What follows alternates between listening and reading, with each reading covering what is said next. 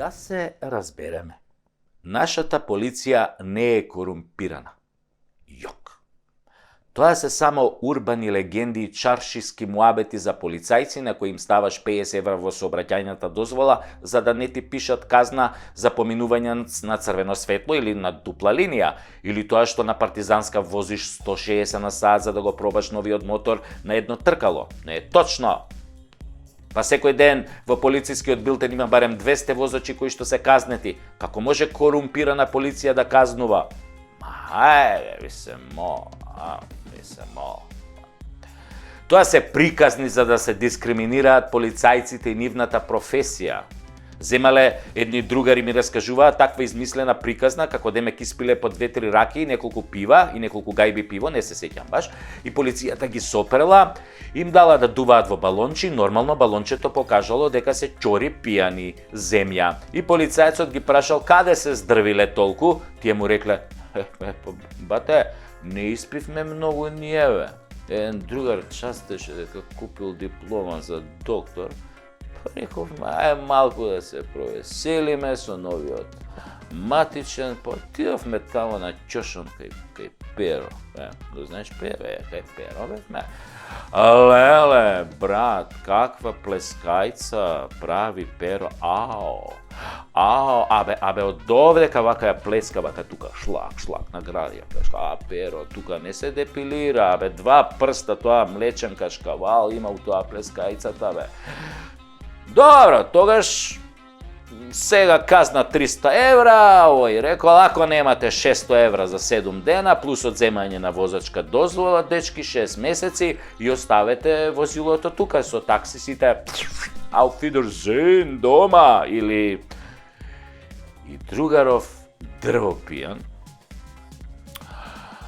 или овака му вика, што бе брат, абе неам бе 300 евра, неам 600, неам куќа кај да ме укаса бе брат, бе све изедов, све сум испил, имам само 100 евра.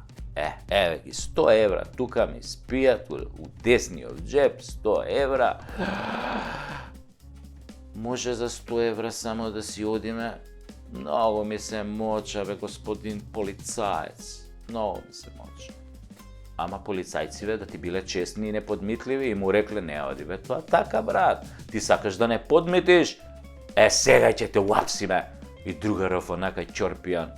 Не бе, друже полицаец. Абе, какво подмитување, какви бакрачи? Јас само сакам да одите до кај Перо и да пробате од тоа плескајцата, вака што ја плеска, вака тука шлак, тука што ја плеска, вака награди таа плескајцата со фамилиите, да си отидете тамо, да ја пробате плескавица. Бе, многу работите, бе, брат. Дај бе, малку искочите со жените кај Перо на плескајци, однесете ги, бе. Не бе, нема шанси, му рекол тој колегата на сообраќајниот полицаец кој седел во полицискиот автомобил. Мојата жена не јаде мелено месо, бе, само бифтече јаде, бе, крезлички, јагнешко, така, ребренца, јагнешки. И другиот мој другар исто се понудил. Брат, слушај, ја ке пуштам од картицата кај Перу уште едно певче. Какви плескајци, бе, тоа селјаци јадат плескајци, бе, не заебај, има брат, жена ти е многу паметна и сигурно има коефициент на интелигенција ко Никола Тесла 300. Многу е паметна, бе, па знае она што сака, бифтече, винце, има атмосфера. И тогаш овој првиот полицаец се почешал по главата и рекол: добра, ај се оставите колата тука, ојте тамо кај Перо, уплатете и кажете му да ми се јави, кој ќе ми се јави може да си ја земете колата и немој бе, немој толку да пиете, бе. Немој бе, џубиња сте се направиле, може полиција да ве фати, да ве земе возачката дозвола. Се разбравме ли? И така, другариве мои заштедиле 150 евра и 6 месеци без возачка дозвола. Тоа е кога полицијата не е корумпирана, кога нема корупција, а има само добар апетит. А за овие началници што се сликаат на партиски митинзи, за полицајци што седат со мафијаши и се сликаат по кафеани, за функционерите и тендерите во Министерството за внатрешни работи, за тоа во некоја друга прилика да се разбереме. да бидеме на чисто. Во полицијата нема корупција. Јок!